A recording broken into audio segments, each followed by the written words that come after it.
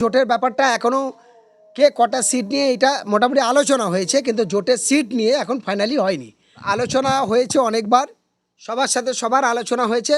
এখন সিটের ব্যাপার নিয়ে, সিট ভাগাভাগি ব্যাপার নিয়ে সবাই তো একটু নিজের দলের ব্যাপারটা সবাই ভাবে, সবাই তার নিজের সিটগুলো বেশি চায়, সেই নিয়ে একটু দর কষাকষি স্বাভাবিকভাবে হয়, এটা সবাই জানে। আমি একদম খুব পরিষ্কার করে বলতে চাই, বামফ্রন্ট, আইএসএফ, জনতা উন্নয়ন পার্টির দুজন, একটা জাতীয় উন্নয়ন পার্টি, একটা জনতা উন্নয়ন পার্টি এবং এসডিপিআই, ওয়েলফেয়ার, এমআইএম সহ সব নেতৃত্বদের কাছে, যারা জোটে একসঙ্গে না আসবে আর জোটে সামিল না হবে, তাহলে বাংলার মানুষের সঙ্গে তারা দ্বিচারিতা করবে। কারণ যদি আইএসএফের কথা বলি বা সিপিএমের কথা বলি, যারই কথা বলি, জোট না হলে তারা ভোটে জেতার জায়গা খুব কঠিন হবে। আর এই কঠিন হলে অত্যাচারিত হবে কারা? আইএসএফের সাধারণ যারা কর্মী গ্রামে আছে, বামফ্রন্টের যারা সাধারণ কর্মী, তারা অত্যাচারিত হবে। ফলে তারাই তৃণমূলের কাছে আক্রান্ত হবে, বিজেপির কাছে আক্রান্ত হবে, আবার প্রাণহানি হবে, খুন হবে, ঘরবাড়ি লুটপাট হবে, ভাঙচুর হবে। এর জন্য নেতৃত্ব দায়িত্ব নেবে তো? আমার বক্তব্য এই জায়গায়, সিপিএমরা দায়িত্ব নিতে পারবে? তার মানুষের নিরাপত্তা দেবে? তাহলে তাদের বুথে বসার লোক খুঁজে পাবে না। আইএসএফ তার বুথে বসার লোক খুঁজে পাবে না, জনতা উন্নয়ন পার্টি বুথে বসার লোক খুঁজে পাবে না, এসডিপিআই লোক খুঁজে পাবে না, এমআইএম লোক খুঁজে পাবে না। আমি বলতে চাই, জোট হলে মানুষের মধ্যে বল আসবে, শক্তি আসবে, শক্তি ঝুঁকাবে, মানুষের সাহস বাড়বে। একসঙ্গে বাঁধি জোট, তবে মিলেমিশে করি ভোট। এটাই মানুষের আওয়াজ, মানুষের স্লোগান। সেই দাঁড়িয়ে বলছি, তৃণমূলে একা কিন্তু বামপন্থীকে সরাতে পারিনি, কংগ্রেসকে কিন্তু বিজেপি একা পারেনি, তারাও জোট করেছে। আর বর্তমানে বিজেপিকে সরানোর জন্য কংগ্রেসও একা পারে না, তাদেরও জোট দরকার। সুতরাং জোট রাজনৈতিক জোট প্রক্রিয়াটা সারা বিশ্বে জুড়ে চলছে। পার্শ্ববর্তী বাংলাদেশে নির্বাচন হয়েছে, দেখুন, সেখানে এককভাবে হয়নি, জোট নিয়ে হয়েছে। 11 দলের জোট, আমি এই বিএনপিরা তারা লড়াই করেছে। তাহলে বাংলায়ও তাই। বাংলা যদি বিহারে হতে পারে, ঝাড়খণ্ড হতে পারে, ত্রিপুরা হতে পারে, কেরালা হতে পারে, তাহলে পশ্চিমবঙ্গে 294টা বিধানসভা সিট, এখানে জোট হবে না কেন? আমি বলতে চাই, জোট করার বড় দায়িত্ব কাদের? দায়িত্ব হলো যারা প্রধান বিরোধী, এখানে বড় দল বামফ্রন্ট, আইএসএফ, জনতা উন্নয়ন পার্টি, এদের দায়িত্ব অন্যদের ডেকে নিয়ে একসঙ্গে বসে জোট করে আগানো। আমি হোসেন গাজী আমার ডাকলে নিশ্চয়ই আমি যাব।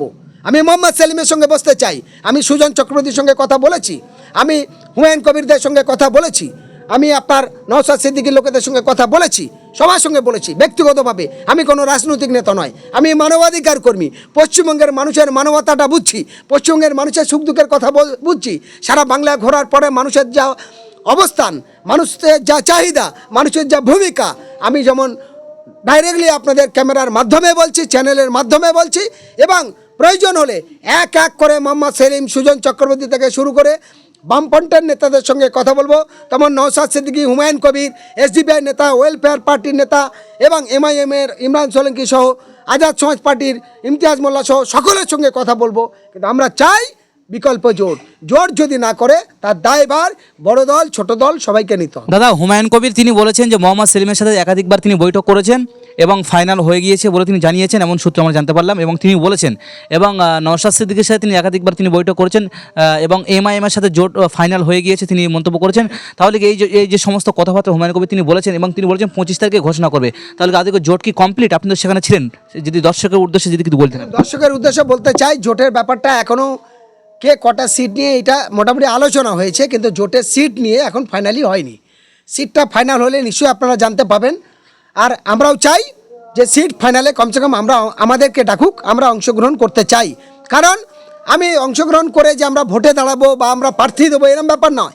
ব্যাপার হচ্ছে বাংলার এই 11 কোটি মানুষের ভাবনা চিন্তা নিয়ে, মানুষের শান্তি সংহতি সম্প্রীতির স্বার্থে, মানুষের অত্যাচারের হাত থেকে বাঁচার জন্য, মানুষের কর্মস্থান এবং শিক্ষার জন্য, মানুষের বেঁচে থাকার লড়াইয়ের জন্য আমরা সামিল হয়ে মানুষকে বাঁচাতে চাই, বাংলাকে বাঁচাতে চাই, বাংলার ইতিহাসকে গড়তে চাই, বাংলার গণতন্ত্রকে রক্ষা করতে চাই, দেশের সংবিধানকে বাস্তবায়িত করার জন্য আমরা এই ভূমিকা নিতে চাই।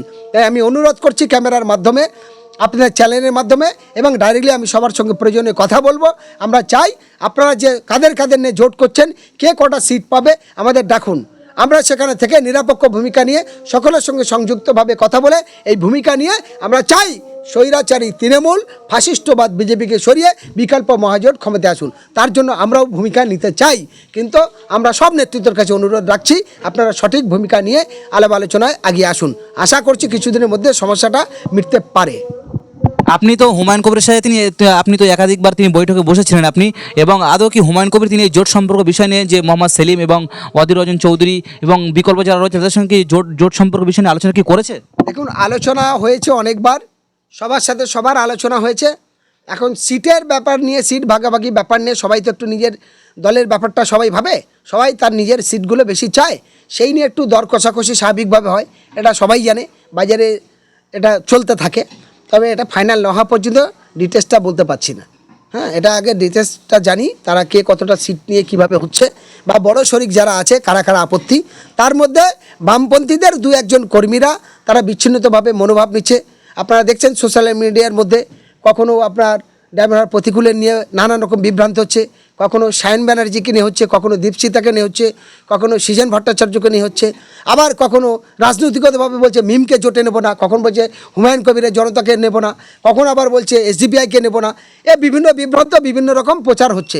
যতক্ষণ ফাইনাল সিদ্ধান্ত না হচ্ছে ততক্ষণ পর্যন্ত কিছুক্ষণ আমাদের অপেক্ষা করতে হচ্ছে। সোশ্যাল মিডিয়াতে একটি পোস্ট হচ্ছে প্রতিকুর রহমান তিনি তৃণমূল দলে তিনি যোগদান করতে চলেছিলেন এবং করবেন বলেছেন, এবং সেটা অভিষেক বন্দ্যোপাধ্যায়ের হাত ধরে তিনি নাকি জয়েন করবেন, এমনই মন্তব্য উঠে আসছে সোশ্যাল মিডিয়ায়। কিন্তু এখনও পর্যন্ত প্রতিকূলের কাছ থেকে যা খবর আছে আমাদের কাছে, তাতে এই কথাটা সম্পূর্ণ বিভ্রান্ত ছড়ানো হচ্ছে। তৃণমূলের কুণাল ঘোষ কোনো একটা লেখা পোস্ট করেছে, আর সেই কুণাল ঘোষের লেখায় ওর তো কোনো কিলকুলানা নেই। কুণাল মানে ওর কোন চরিত্র কোনোটাই ঠিক নেই। জেলখাটা আসামি তো, সে অনেক রকম বিভ্রান্ত বলতে পারে। ওই বলেছিল মমতা আমার গলা টিপে ধরেছে, ওই মমতাকে গলায় লাথি মেরে গলা টিপে মেরে দাও। এ তো সেই কুণাল ঘোষ না, এ তিলকে তাল বানিয়ে দিতে পারে, এ হয়কে ছয় করে দিতে পারে। ফলে ওর কথার কোনো গুরুত্ব নেই। ফলে প্রতিকূল এখনও পর্যন্ত তার বয়ানে বিভিন্ন চ্যানেলে যা এসেছে, তার দলের মধ্যে গোষ্ঠীদ্বন্দ্ব হয়েছে। সমস্যা মেটানোর জন্য হাই অথরিটি অর্থাৎ কেন্দ্রীয় কমিটি এবং পলিট ব্যুরো রাজ্য কমিটির কাছে আবেদন রেখেছে, তারা বসে সমস্যার সমাধান করবে বলে আশা করা যাচ্ছে। তাহলে কি মহাজোট কি হবে? অবশ্য মহাজোটের এখন 100% আশা আছে, 100% আশা আছে, জোট হবে, সেই অর্থে আলোচনা আগিয়েছে। তাহলে হুমায়ুন কবির এই সমস্ত জোট বিষয় নিয়ে আলোচনা করেছেন মনে করছেন আপনি? অনেকের সঙ্গে আলোচনা, শুধু হুমায়ুন কবির জনতা উন্নয়ন পার্টি নয়, তার সঙ্গে অন্যান্য যারা আছে সবাইকে নিয়ে এক জোট হবে। বাংলার মানুষ সেই দিকে তাকিয়ে আছে, আর সেই জোট ক্ষমতায় আসবে আগামী দিনে। আমি বলতে চাই, জোট হলে মানুষের মধ্যে বল আসবে, শক্তি আসবে, শক্তি ঝুঁকাবে, মানুষের সাহস বাড়বে।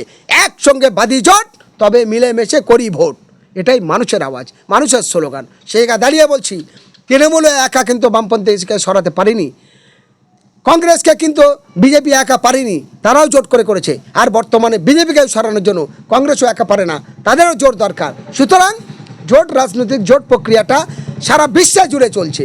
পার্শ্ববর্তী বাংলাদেশে নির্বাচন হয়েছে, দেখুন সেখানে এককভাবে হয়নি, জোট নিয়ে হয়েছে। 11 দলের জোট, বিএনপিরা তারা লড়াই করেছে। তাহলে বাংলায়ও তাই, বাংলা যদি বিহারে হতে পারে, ঝাড়খণ্ড হতে পারে, ত্রিপুরা হতে পারে, কেরালা হতে পারে, তাহলে পশ্চিমবঙ্গে 294টা বিধানসভা সিট, এখানে জোট হবে না কেন?